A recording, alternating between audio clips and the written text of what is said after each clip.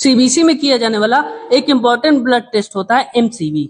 MCV यानी कि mean corpuscular volume. MCV test से हमें आरबीसी यानी कि रेड ब्लड सेल के साइज के बारे में पता चलता है। इसके रिपोर्ट को समझने के लिए सबसे पहले यहाँ पे हम नॉर्मल रेंज को देखते हैं और फिर रिजल्ट को देखते हैं और फिर हम कंपेयर करते हैं। यहाँ पे इसका नॉर्मल रेंज हमारा 83 से 101 फेम्टोलीटर दिया गया है, ठीक है। और यहाँ पे हमारा रिजल्ट 81.7 फेम्टोलीटर आया है। इसका मतलब यहाँ पे हमारा आरबीसी की साइज छोटी हुई है, और आरबीसी की साइज अगर छोटी होती है तो वो हमारा आयरन डिफिशियंसी की कमी से, थैलेसीमिया, क्रोनिक इलनेस की वजह से हो सकता है। यहाँ पे नॉर्मल रेंज से डिक्रीज है और ये हमें आरबीसी की साइज के बारे में बताता है। तो अगर ये नॉर्मल रेंज से डिक्रीज होगा तो साइज छोटी ही हुई ना।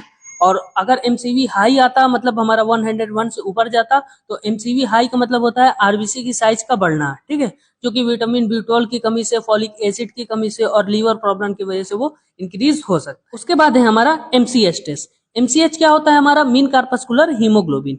ये टेस्ट बताता है हर एक आरबीसी के अंदर कितना हीमोग्लोबिन है, यानी कि कितना ऑक्सीजन ले जाने का दम है उस सेल में, ठीक है। इसके रिपोर्ट को समझने के लिए यहाँ पे हम नॉर्मल रेंज को देखेंगे तो 27 से 32 पिकोग्राम होता है, ठीक है। यहाँ पे हमारा 27 से 32 पिकोग्राम होता है। रिजल्ट कितना आया है? हमारा 26.9 आया है पिकोग्राम। तो ये हमारा नॉर्मल रेंज से डिक्रीज है। और अगर हमारा एमसीएच डिक्रीज होता है, इसका मतलब होता है हमारा एचबी कम है हर सेल में, यानी कि ये हमें बताता ही है कि आरबीसी में अंदर हमारा हीमोग्लोबिन कितना है। तो अगर यहाँ पे एमसीएच डिक्रीज है तो क्या होगा? एचबी कम है वहां पे हमारा सेल में, ठीक है। और ये होता है, इसका कारण जो होता है आयरन डिफिशियंसी, एनीमिया हो सकता है, ब्लड लॉस, पुअर डाइट की वजह से हो सकता है। और अगर हमारा एमसीएच बढ़ता है, हाई होता है, तो उसका मतलब होता है हमारा हीमोग्लोबिन ज्यादा है सेल में, ठीक है। एमसीएच अगर हमारा हाई होता है तो उसका मतलब होता है हीमोग्लोबिन ज्यादा है हर सेल में, जो कि हमारा विटामिन बी12 की कमी से, लीवर या फिर थायराइड की दिक्कत की वजह से वो हो सकता है। इसके आगे के पैरामीटर यानी कि एमसीएचसी यानी कि मीन कार्पस्कुलर हीमोग्लोबिन कंसंट्रेशन को, इसके आगे के टॉपिक्स को हम नेक्स्ट पार्ट में कवर करेंगे। तब तक के लिए वीडियो को लाइक करके शेयर जरूर करें।